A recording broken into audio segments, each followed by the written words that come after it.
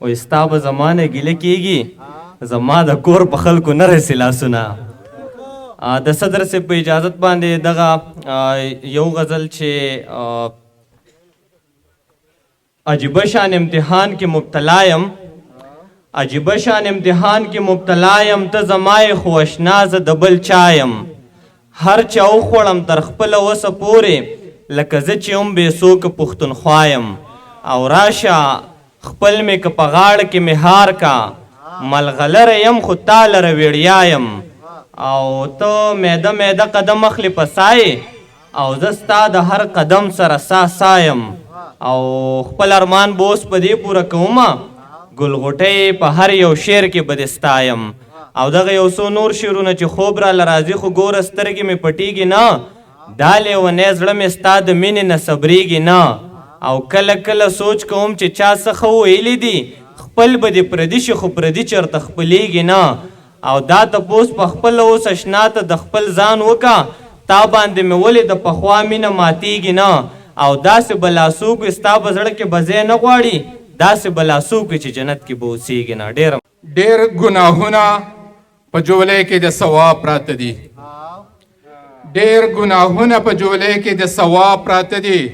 او زما سوالونه لا په تمه د جواب پراته دي. ډېر ګناهونه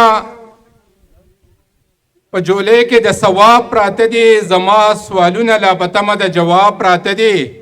او ما پازغن پټي کې هم تخم د ګل کرلی، ما پازغن پټي کې هم تخم د ګل کرلی. نن چې مې غېږه کې ګلونه د ګلاب پراته دي. مننه چې ما پازغن پټي کې هم تخم د ګل کرلی، نن چې مې غېږه کې ګلونه د ګلاب پراته دي. او باسن صاحب شعر دی چې دلته قاضي خپله ګواه دی خو ویلی نشي، دلته قاضي خپله ګواه دی خو ویلی نشي چې دې بوتل کې ګبین پروت دی که شراب پراته دي. مننه جی مننه. دلته قاضي خپله ګواه دی خو ویلی نشي چې دې بوتل کې ګبین پروت دی که شراب پراته دي. او قیس صاحب شعر دی چې په ډېر حجاب کې هم ډېر ښکلي بې حجابه ګرځي، په ډېر حجاب کې هم ډېر ښکلي بې حجابه ګرځي. هسې په سپین مخې تور ټکي د نقاب پراته دي، په ډېر حجاب کې هم ډېر ښکلي بې حجابه ګرځي. هسې په سپین مخې تور ټکي د نقاب پراته دي.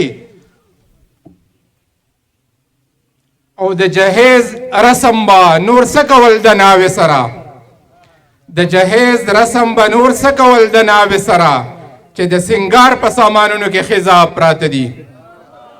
د جهیز رسم به نور څه کول د ناوې سره چې د سنگار په سامانونو کې خضاب پراته دي. او جنۍ یریږي وای هسې نه چې ما ووجني، جنۍ یریږي وای هسې نه چې ما ووجني. د نشهیي خاوند د راس کې تیزاب پراته دي، جنۍ یریږي هسې نه چېرته چې ما پې مړه کي. د نشهیي خاوند د راس کې تیزاب پراته دي. او کیدای شي دوی له هم لښکر د ابابیلو راشي، کیدای شي دوی له هم لښکر د ابابیلو راشي. د قام وګړي په ارمان د انقلاب پراته دي، کیدای شي دوی له هم لښکر د ابابیلو راشي. د قام وګړي په ارمان د انقلاب پراته دي. او خادم صاحب شعر دی چې غیرتي رور غولي کې ناست دی سپور ټوپک غوړوي، غیرتي رور غولي کې ناست دی سپور ټوپک غوړوي. او پڼ پڼ ګردونه مې کوټه کې په رباب پراته دي، غیرتي رور غولي کې ناست دی سپور ټوپک غوړوي. پڼ پڼ ګردونه مې کوټه کې په رباب پراته دي. او د علمیت منصب نسب په نشه مست سرونه، د علمیت منصب نسب په نشه مست سرونه هیڅ ته کار نه دي چې مازغه پکې خراب پراته دي. او د یاره فام وخت بیکاره کې ناستلو نه دی، د یاره فام وخت بیکاره کې ناستلو نه دی. ژوند د حساب دی او کارونه بې حساب پراته دي.